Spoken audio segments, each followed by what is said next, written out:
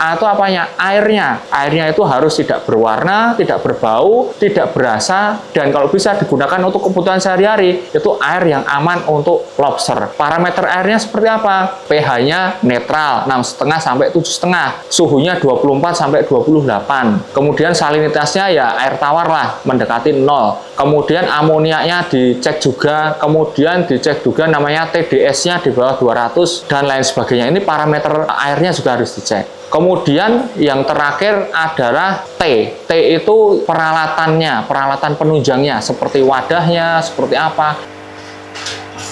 Menarik.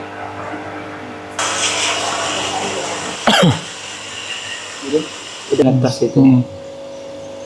Ya kelihatan. Kan ratusan ini. Kan ratusan ini. Bismillahirrahmanirrahim. Assalamualaikum warahmatullahi wabarakatuh. Perkenalkan, nama saya Gema Paku Bumi, asal dari Klaten, Jawa Tengah. Usaha saya Gema Farm. Memulai usaha pada tahun 2010, tepatnya dulu di semester 3 pada saat itu. Saya diajak untuk mengikuti program namanya PKM, Program Kreativitas Mahasiswa. Pada saat itu harus mengajak namanya adik tingkat. Jadi program itu hanya bisa berjalan kalau kakak tingkat itu ngajak adik tingkat ataupun adik tingkat ngajak kakak tingkat. Nah, pada saat itu saya diajak untuk mengajukan proposal budidaya lobster air tawar di bak fiber. Dan dari situ ternyata lolos dan saya bantu-bantu kakak tingkat untuk budidaya lobster di kos-kosan. Sampai LPG-nya selesai, ya biasa kalau LPG-nya selesai biasanya kan dibagi-bagi, ada yang dapat uang atau dapat media dan lain sebagainya. Ya karena saya paling junior ya saya nggak minta apa-apa. Bahkan daripada nggak dipakai lobsternya pada saat itu saya beli saja. Kemudian saya beli, saya lanjutkan budidaya di kos-kosan dan alhamdulillah sampai sekarang ini. Untuk belajar budidaya lobster, dulu dari kakak tingkat ini kan dia dapat proposal pengajuan PKM ya, itu dari Dikti. Jadi dia memperbanyak namanya literasi dan lain sebagainya. Dan kebetulan juga saya juga kuliah di biologi. Jadi ada ilmu-ilmu yang menyangkut di lobster. Sebagai contoh ada ichthyoologi, limnologi, ilmu perairannya dan lain sebagainya. Sambil otodidak baca-baca buku di perpustakaan. Jadi awalan tadi kita pakainya bak-bak karet seperti ini, itu di dalam kos-kosan. Ada beberapa bak-bak karet. Kemudian saya gunakan juga lemari baju yang Lion Star itu kita isi lobster. Jadi kadang ada teman datang, Mas Gema lah, bajumu kok dibawa semua? Lah lemarimu untuk apa? Nah, ketika dibuka, lah ini isinya lobster bro, nah, gitu. Jadi diisi lobster, jadi bajunya berserakan di bawah. Itu awal mula di situ. Ya ternyata teman-teman datang ke kos-kosan banyak yang tertarik. Akhirnya mereka juga budidaya di kos-kosan masing-masing. Sampai suatu ketika ada panenan, itu saya setorkan pada saat itu di pasar gede, di toko-toko ikan hias. Terus kemudian saya terus berpikir lagi, saya pengen tahun depan ngajukan lagi ya, ibarat dapat hibah lagi. Dan alhamdulillah sampai sekarang ini pun saya selesai ibarat kata kuliah jauh-jauh ya, masih mengampu teman-teman yang dari magang itu juga ngajukan PKM dan alhamdulillah itu lolos juga. Kemarin yang dari Untidar alhamdulillah juga lolos, sebelumnya juga dari UNS alhamdulillah lolos. Memang ini sebenarnya kalau mahasiswa tahu dan jeli, ternyata di kampus pun itu ada permodalan dan itu hibah. Hampir dipastikan 90% di tempat budidaya saya ini berdasarkan dari hibah ya. Jadi bukan modal dari pribadi. Karena dulu saya berpendapat bahwa saya kuliah ini orang tua saya udah mengeluarkan banyak uang gitu. Terus mosok saya besok ketika lulus saya harus cari uang lagi kan gitu. Ini apa yang bisa saya ibarat kata optimalkan gitu. Ya ternyata ada pengajuan hibah untuk wirausaha muda. Dan ini ternyata bisa diakses untuk semua mahasiswa atau masyarakat. Jadi budidaya lobster susah atau enggak itu tergantung ya, karena memang dia itu transfer pengetahuan atau informasi. Kalau dia memang benar-benar nol informasinya, ya pasti sulit. Makanya ini transfer informasi. Kalau kita transfer informasinya sebegitu pesatnya, sebegitu cepatnya, sebegitu mendalamnya, ya insya Allah dia akan ibarat kata nggak kesulitan. Ketika ada ini gini, ketika ada ini gini, ketika ada ini gini gitu. Jadi dia akan menyelesaikan problem-problemnya. Kalau sementara ini budidaya lobster itu terkendalanya adalah di edukasi. Jadi belum banyak masyarakat yang tahu atau mengenal ada nih namanya lobster air tawar. Itu mereka berpendapat bahwa lobster itu hanya laut. Jadi kalau air tawar nggak ada. Ini adalah problem juga. Karena apa? Karena mereka belum tahu informasi tentang lobster air tawar. Selain itu, untuk permasalahannya adalah nanti di lahan. Karena nggak bisa dipungkiri, kapasitas produksi itu berbanding lurus dengan lahan. Jadi dalam budidaya lobster itu sebenarnya ada rumusnya ya. Jadi nggak hanya kolam, rumusnya atau benang merahnya agar teman-teman bisa sukses atau paling nggak survive. Rumusnya adalah PLAT, P-L-A-T.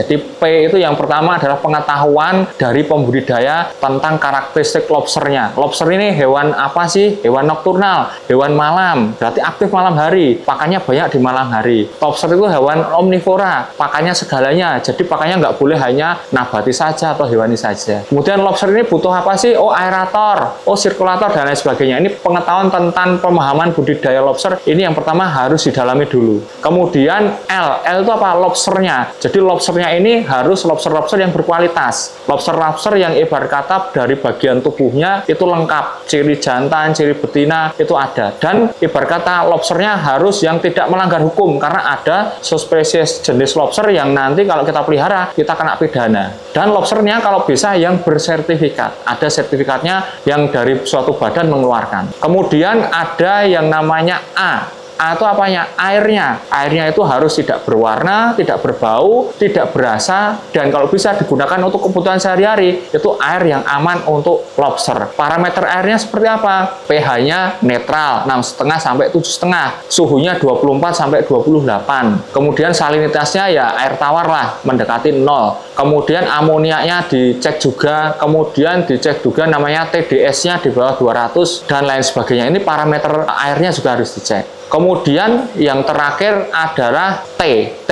itu peralatannya, peralatan penunjangnya, seperti wadahnya, seperti apa, atau kolamnya, atau tempat sembunyinya, atau pakannya. Itu masuknya nanti di peralatannya juga harus sesuai. Peralatan yang sesuai itu seperti apa? Peralatan yang sesuai itu yang pertama itu tidak berbau bahan kimia. Kemudian peralatan itu tidak bisa lobster itu memanjat. Peralatan itu ibarat kata kalau pakan itu ya ibarat kata pakan-pakan yang alami atau pakan-pakan yang buatan yang tidak menimbulkan racun untuk lobster. Nah, paling enggak itu untuk rumus budidaya lobster ada PLAT. Jadi kalau untuk pakan, untuk budidaya lobster itu mulai dari yang kecil-kecil pastinya proteinnya lebih tinggi. Karena apa? Untuk masa pertumbuhan proteinnya lebih tinggi, dan untuk ukurannya harus dikecilkan dulu. Untuk pakan lobster ini kan ada namanya biji-bijian, beras, jagung, dele, ketan, kacang hijau, millet, biji sawi, kenari, kacang tanah, dan lain sebagainya. Kacang-kacangan semuanya itu bisa kalau untuk benih itu ditumbuk dulu agar kecil-kecil, baru nanti dia bisa makan. Karena lobster itu hanya bisa makan sesuatu yang bisa dipegang. Kalau nggak bisa dipegang, nggak bisa makan. Kemudian untuk sayur-sayuran bisa wortel, brokoli, bangkul, kemudian sawi, dan lain sebagainya.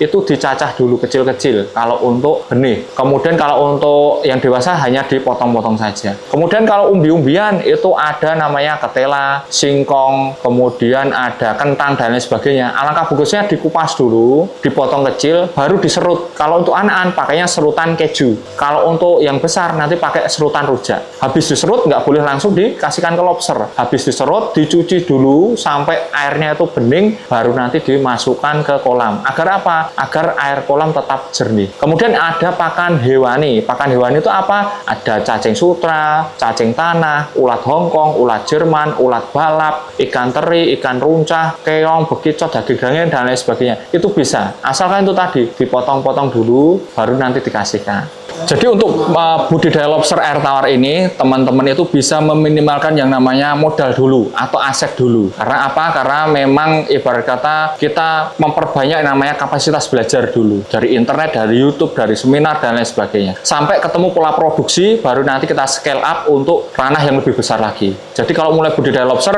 kita bisa memanfaatkan bak-bak dulu atau media yang ada di rumah. Modalnya kurang lebih ya bisa ratusan ribu saja, nggak sampai jutaan. Sebagai contoh, kita pakai indukan 4 in. 4 in itu satu setnya itu 4 pasang, 4 jantan, 4 betina. Nah, nanti kurang lebih per 2 bulan sekali nanti bertelur. Nah, berarti nanti kurang lebih 10 bulan jenengan bisa menghasilkan kurang lebih ya 400-an lobster air tawar. Jadi dari 4 pasang itu bisa menghasilkan 400-an. Belum lagi nanti kalau jenengan besarkan dari situ nanti dari 400 sebagai contoh ya, nanti misalnya misalkan saja 10% nanti mati kurang lebih ada 360-an lah. Kalau kita besarkan kurang lebih nanti sekilo isi 20-an, ya kita lebih dari 10 kilo itu nanti. Nah, pakannya berapa? Lah, pakan ini sangat hemat. Lobster air tawar itu perbandingan FCR-nya 1:1. Jadi 1 kilo pakan menghasilkan 1 kilo biomasa lobster. Nah, tinggal pakan itu berapa? Sebagai contoh misalkan saja pakan paling mahal 30.000 misalkan saja. Nah, dalam pembesaran itu misalkan saja mau jadi 10 kilo misalkan saja ya. Berarti kan tinggal dikalikan 30.000 kali 10 kilo. Berarti kan 300.000. Modal 10 kilo pakannya 300.000. 300.000 ini tadi kan kurang lebih penyumbang 70-80%. Ya kan? Berarti untuk menghasilkan 10 kilo ini tadi modalnya kurang lebih hanya kalau kita mentokan misalnya 500.000. Dan jenengan jual 10 kilo berapa? Jenengan jual 10 kilo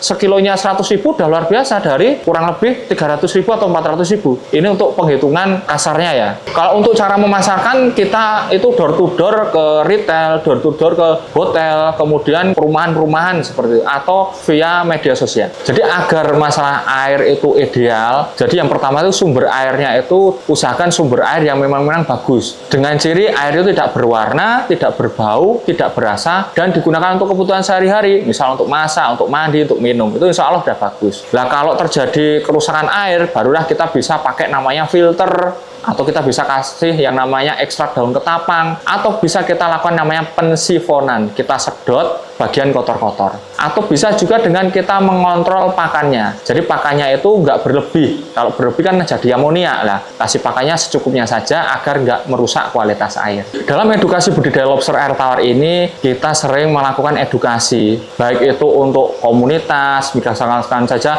komunitas pengusaha, komunitas kajian, komunitas keagamaan, atau komunitas-komunitas relawan dan lain sebagainya, itu kita sering adakan. Ini dalam rangka untuk edukasi budidaya lobster. Karena kita memiliki visi yaitu mencetak 1 juta pembudidaya lobster air tawar di tahun 2034. Dan sampai sekarang ini kurang lebih hampir 4.300 mitra yang ada di seluruh Indonesia dan di negara-negara sebelah. Jadi edukasinya kalau yang di masjid-masjid kita masuk melalui Risma, jadi remaja-remaja masjidnya. Kemudian nanti takmirnya, kemudian baru nanti ke ibu-ibu kajian atau bapak-bapak kajian atau pengajian seperti itu. Nah, kalau yang di pondok kita langsung tembusi ke yang namanya pengelola pondoknya. Dari pengelola pondok nanti dia akan mengarahkan anak-anak yang memang dia itu sudah mau selesai. Kedepannya mau misalkan saja udah selesai di pondoknya, mau wirausaha dan lain sebagainya. Nah, ini untuk transfer informasi bahwa ternyata bisa loh budidaya lobster itu di lahan area rumah. Dan harapannya nanti bisa mereka kembangkan di tempat atau daerah masing-masing. Jadi kalau untuk kendala terberatnya kalau yang di pondok, ketika kita memberikan fasilitas di pondok itu memang harus ekstra tanggung jawabnya karena mereka itu kan harus dalam pengawasan ustadz-ustadznya. Jadi misalkan saja ketika kolam ini yang ngasih makan kelompok ini itu harus jelas. Kalau enggak nanti mereka akan lempar tanggung jawab dan lain sebagainya. Selain itu ya juga di-controlling, ibarat kata dari kami gimana caranya per minggu atau per bulan sekali kita kopdar, bahkan kita bikinkan yang namanya grup untuk layanan konsultasi. Ketika harian mereka nanti akan mengirimkan TDL. TDR itu to-do list harian, oh jam segini udah ngasih makan, oh jam segini udah nyifon, oh jam segini ada kendala ini dilaporkan melalui WA. Kemudian untuk kendala-kendala yang lainnya saya rasa ketika mereka nanti mau menerapkan di rumah masing-masingnya. Karena nggak bisa dipungkiri itu harus ada monitoring juga dari pondoknya yang untuk support. Kalau langsung dicolke ibarat kata nanti dia akan tergiur dengan bisnis-bisnis yang lain. Karena memang lobster air tawar ini kan kalau di dalam bisnis dia masih blue ocean. Blue ocean itu apa? Persaingannya masih sangat sedikit. Jadi modalnya pun juga nggak begitu banyak. Dan dari sini sebenarnya ada solusi yang luar biasa prospektifnya lobster. Yaitu lobster ini belum komoditi. Belum kayak lele, nila, gurame yang harga pasarnya ditentukan pasar, isinya ditentukan pasar seperti itu. Kalau di lobster air tawar adalah semua itu masih di tangan produsen. Masih seksi berkata kalau di bisnis. Jadi selama kita edukasi di pondok pesantren, di sekolah-sekolahan, baik itu sekolah alam dan lain sebagainya, itu kita nggak hanya edukasi cara budidaya lobster air tawarnya, bahkan kita ajari juga cara penjualannya dan lain sebagainya. Makanya di tempat kami ini sering terjadi teman-teman tuh magang. Jadi magang nggak hanya untuk menyelesaikan studi di sekolah masing-masing, bahkan gimana cara menjualnya, gimana manajemen bisnisnya, gimana membuat produknya. Ini ada produknya ya. Nanti ada produknya, derivat dari lobster air tawar ini produk olahan lobster, dan derivat yang lain itu adalah suplemen untuk tubuh. Karena lobster itu mengandung yang namanya ekstrak astaxanthin yang ini sebenarnya sangat dibutuhkan untuk tubuh dan harganya sangat mahal ya kalau dikomersilkan. Ini sebenarnya adalah langkah untuk mengedukasi bahwa lobster itu enggak hanya untuk dibudidaya untuk skala olahan makanan, enggak, tapi lobster ini nanti kedepannya itu akan untuk suplemen tubuh ya. Mengingat sekarang ini negara yang membutuhkan lobster air tawar paling banyak itu adalah di Cina ya. Tahun 2024 ini menurut berita mereka membutuhkan kurang lebih 3 juta ton lobster per tahunnya. Ini potensi pasar yang sangat luar biasa. Mengingat apa? Ternyata di balik itu lobster air tawar itu ada kandungan ini tadi yang mereka sangat getol. Nah makanya ini harus kita sambut baik bahwa pembudidaya lobster air tawar ini untuk pasarnya, asalkan kita punya produk terus dan kita konsisten, insya Allah nanti akan terbentuk pasarnya. Bahkan pasar-pasar untuk seafood, pasar-pasar untuk tradisional, atau pasar-pasar untuk produk olahan ini akan terbentuk ketika ini yang namanya produk ini sudah melimpah. Jika teman-teman ingin belajar budidaya lobster, silahkan bisa ke Gema Farm di alamat Becilen, Kajoran, Klaten Selatan, atau bisa menghubungi sosial media kami lobster air tawar _Gema Farm di Instagram ataupun di TikTok ataupun di Facebook. Nanti bisa juga menghubungi kontak person kita di 085 743 54 kali 32. Untuk teman-teman yang di sana untuk memulai budidaya lobster, jadi nggak perlu sempurna. Jadi siapkan peralatan apa adanya saja di rumah karena kesempurnaan nanti sambil berproses. Perjalanan 1000 km itu dimulai dari satu langkah kecil. Sekian dan terima kasih. Menarik.